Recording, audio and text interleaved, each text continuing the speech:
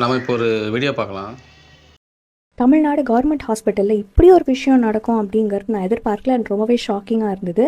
எனக்கு தெரிஞ்ச ஒருத்தர் தஞ்சாவூரில் காலையில் 7:30 மணிக்கு தெருநாய் குறுக்க போய் வண்டியில் போயிட்டு இருந்தவர் கீழே விழுந்து ஆக்சிடென்ட் ஆகி தலையில் அடிபட்டு காதில் ரத்தம் வழிஞ்சு ஒரு ஓரமாக கிடந்திருக்கிறார். கொஞ்சம் நேரம் கழித்து பார்த்த ஒருத்தர் ஆம்புலன்ஸ்க்கு கால் பண்ணி அவரை தஞ்சாவூர் மெடிக்கல் காலேஜில் ஏற்றி அனுப்பிச்சி விட்டுருக்குறாங்க. ஆனால் ஹாஸ்பிட்டலில் அவருக்கு எந்த விதமான ஒரு முதலுதவியுமே செய்யவே இல்லை. காதில் ரத்தம் வழிஞ்சிட்ருக்கிறது ரொம்ப ஒரு டேஞ்சரான சைன் அப்படின்னு சாதாரண மனுஷன் நம்ம எல்லாருக்குமே தெரியும். ஆனால் இது கவர்மெண்ட் ஹாஸ்பிட்டல் செய்யலை ஏன்னு கேட்டதுக்கு அவர் யார் என்னன்னு எங்களுக்கு தெரியாது, அவர் யார் என்னன்னு தெரியாமல் நாங்கள் அவளுக்கு மெடிக்கல் ட்ரீட்மெண்ட் பண்ணக்கூடாது ஆஸ் பர் த ரூல்ஸ் அப்படின்னு சொல்லியிருக்காங்க. அவங்க சொந்தக்காரங்களை அதுக்கப்புறமா ஒரு 10-11 மணிக்கு மேலே ஹாஸ்பிட்டல் கூட்டிகிட்டு வந்ததுக்கப்புறமா ஆமாம் நான் இவரோட சொந்தக்காரர், இவர் எனக்கு தெரியும்னு அவங்க ஐடென்டிஃபை பண்ணதுக்கப்புறமா தான் அவருக்கான எல்லா மருத்துவ உதவிகளும் பண்ணியிருக்கிறாங்க. அப்புறம் தான் ஸ்கேன் எடுக்கணும்னு சொல்லியிருக்காங்க. ஸ்கேன் எடுத்து பார்த்துட்டு இது ரொம்ப சிவியராக இருக்குது, இங்கே பண்ண முடியாது, நீங்கள் ஒரு ப்ரைவேட்டுக்கு கூட்டிகிட்டு போங்க அப்படின்னு சொல்லி 12-12 மணிக்கு மேலே தான் அவர் ஆம்புலன்ஸில் ஏற்றி ஒரு ப்ரைவேட் ஹாஸ்பிட்டலுக்கு அனுப்பிச்சிருக்காங்க. மூளையில் அடிபட்டிருக்கு அப்படின்னு சொல்லக்கூடிய ஒருத்தருக்கு எந்த விதமான மெடிக்கல் ட்ரீட்மெண்ட்டும் பண்ணலை. ஏன்னா அவர் யாருன்னு எங்களுக்கு தெரியாதுன்னு ஒரு கவர்மெண்ட் ஹாஸ்பிட்டலில் சொல்கிறாங்க. அப்படிங்கிறது ரொம்ப ஒரு அலட்சியமான செயலாக எனக்கு தோணுச்சு. அதை தாண்டி ரொம்ப ஷாக்கிங்காக இருந்தது. ஏன்னா தமிழ்நாடு கவர்மெண்ட் நம்மளோட கவர்மெண்ட் ஹாஸ்பிட்டல்ஸில் எவ்வளவோ விஷயங்களை முன்னெடுப்பு பண்ணியிருக்காங்க. ஆனால் இது ஏன் நடக்கலை, இதுக்கே இப்படி ஒரு காரணம் சொன்னாங்க அப்படின்றது எனக்கு நிஜமாவே தெரியல. ஏன்னா நான் தேடி பார்க்கும் நிறைய அவசர சிகிச்சைக்கு நிறைய சட்டங்கள்லாம் இயற்றியிருக்கிறாங்க. ஆனால் இது எந்த சட்டத்துக்கு கீழே வரலை இல்லை வரும் அப்படிங்கிறது எனக்கு தெரியல. யாராவது மருத்துவத்துறையில இல்லை கவர்மெண்ட் ஹாஸ்பிட்டல்ஸ் அந்த ஏரியாவில் யாருக்காவது இந்த ரீல் போச்சு அப்படின்னா தயவு செஞ்சு இதுக்கு என்ன ஃபார்மேட் அப்படின்னு சொன்னீங்கன்னா நாளை பின்ன இன்னொருத்தருக்கு இந்த ஒரு விஷயம் நடக்காமல் இருக்கும். நல்ல வேலையாக அவர் நல்லபடியாக இருக்கார். ஓகே, இந்த வீடியோ நீங்கள் பார்த்துருப்பீங்க அப்படின்னு நான் நம்புகிறேன். அரசு மருத்துவமனைகளுக்கு அடிக்கடி போகிறவங்களுக்கு தெரியும். ஸோ இவங்க சொல்லக்கூடிய விஷயம் வந்து எந்த அளவுக்கு உண்மையான ஒரு விஷயமா இருக்கும் அப்படின்றது. ஓகே, இப்போ நம்ம உண்மையான விஷயத்துக்கு வரலாம். ஸோ ஓகே, இப்போ ரீசெண்டாக பார்த்தீங்கன்னா 2017 வருஷம் அரசாங்கத்தில் TAEI தாய், அதாவது Tamil Nadu accidental and emergency initiative அப்படின்ற ஒரு திட்டத்தை ஆரம்பிக்கிறாங்க. இது எதுக்காக அப்படின்னா, ஒரு விபத்து மூலியமாக ஒருத்தர் வராங்க அப்படின்னா ஆரம்ப காலகட்டத்திலேயே அவங்களுக்கு எந்த அளவுக்கான முதலுதவியை கொடுத்து அவங்கள சேவ் பண்ண முடியுமோ, லைஃப் சேவ் பண்ண முடியுமோ அந்த அளவுக்கு பண்ணுறதுக்காக தான் இந்த தாய் அப்படின்றது. இதில் ஆக்சிடெண்ட் ஆகும்போது அந்த நபர் யாராக இருந்தாலும் சரி, எந்த மாநிலமோ எந்த மாவட்டமோ, அவர் வெளிநாட்டுக்காரராக இருந்தாலும் சரி, அவர்கிட்ட எந்த விதமான ஐடென்டிட்டி இருந்தாலும் சரி இல்லாட்டியும் சரி, அவர் சுயநினைவாக இருந்தாலும் இல்லாட்டியும் சரி, அவருக்கு முதன்மையான கேர் கொடுக்கணும் அப்படின்றது தான் இந்த திட்டத்துடைய முதன்மை நோக்கம். இதற்காக தான் வந்து நம்ம தமிழ்நாட்டில் இருக்கக்கூடிய அனைத்து ஆம்புலன்ஸுகளும் இதை மையமாக வச்சு தான் செயல்பட்டுருக்கு. இப்போது இவங்க சொன்ன மாதிரியே வந்து பார்த்திங்கன்னா, இந்த நோயாளியை வந்து ஒரு ஆம்புலன்ஸில் வச்சு மருத்துவமனைக்கு கொண்டு போய் சேர்த்துருக்காங்க. ஸோ முதன்மையாலேயே அந்த ஆம்புலன்ஸ் மூலயமா அவருக்கு முதலுதவி அளிக்கப்பட்டிருக்கும். முதலுதவி அப்படின்றது ஆம்புலன்ஸுகளில் வந்து மருத்துவமனையில் எந்த அளவுக்கு கொடுக்குறாங்களோ அந்த அளவுக்கு ஆம்புலன்ஸுகள்லையும் கொடுக்கப்படும்.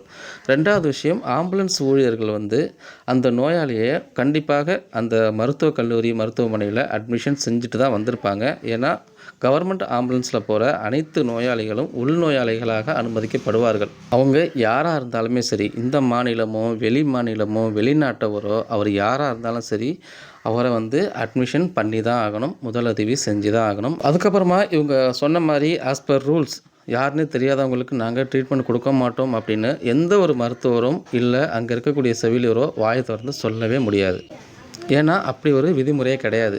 ஏன்னா எல்லா அரசு மருத்துவமனையிலையும் பார்த்திங்கன்னா ஏஆர் புக், அதாவது ஆக்சிடென்ட் ரிஜிஸ்டர் அப்படின்னு ஒரு புத்தகம் இருக்கும். அந்த புத்தகத்தில் நோயாளி வந்து யாருன்னே தெரியலனா கூட அந்த புத்தகத்தில் பதிவு செஞ்சு அவங்களுடைய வேலையை பார்ப்பாங்க. இன்னொரு முக்கியமான விஷயம் இருக்குது. அதாவது நம்ம அரசாங்கத்தில் NK48 அப்படின்ற ஒரு முக்கியமான திட்டம் இருக்குது.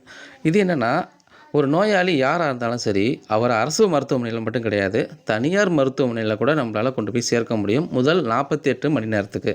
அதற்கான செலவுகளை வந்து அரசாங்கமே ஏற்றுக்குது. இதெல்லாம் போகட்டும் விடுங்க.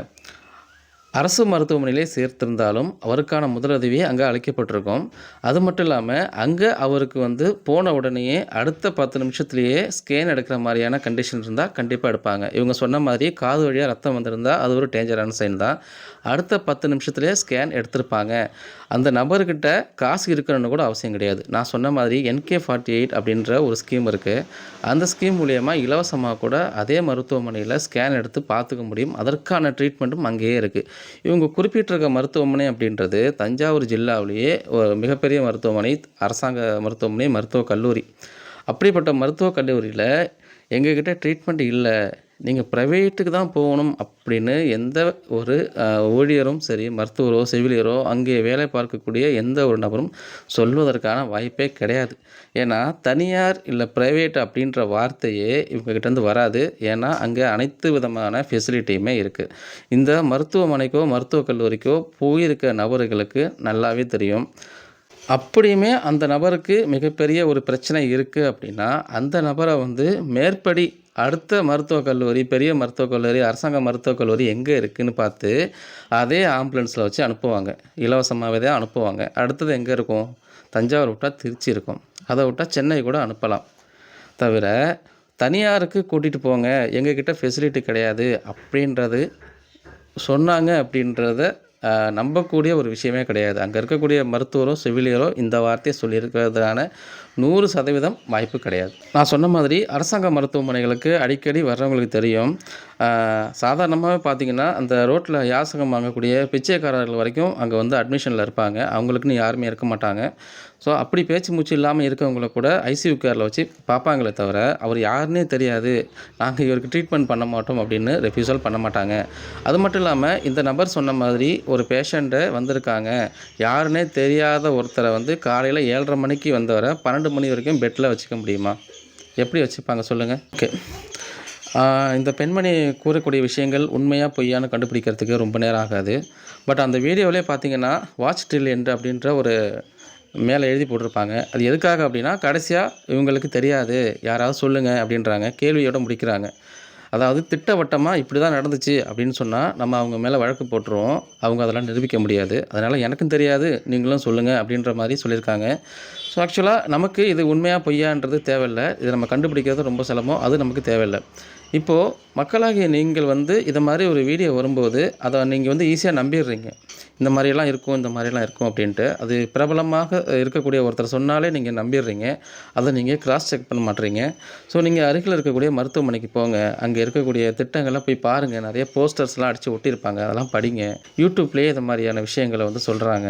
ஓகே, இந்த வீடியோ இவ்வளோ தான். நான் எதுக்காக இதை உங்கள்கிட்ட எக்ஸ்பிளைன் பண்ணுறேன் அப்படின்னா, நம்ம வந்து இங்கேயே தான் இருக்கோம், தமிழ்நாட்டிலே தான் இருக்கோம். எங்கேயும் இருக்கக்கூடிய ஒருத்தர் வந்து ஒரு விஷயத்த சொல்கிறாங்க அப்படின்னும்போது நீங்கள் அதை கிராஸ் செக் பண்ணுங்கள். எந்த விஷயமா இருந்தாலும் சரி, எடுத்த உடனே நம்ப வேண்டாம். ஓகே, நம்ம அடுத்த ஒரு வீடியோவில் மீட் பண்ணலாம். ரொம்ப நன்றி.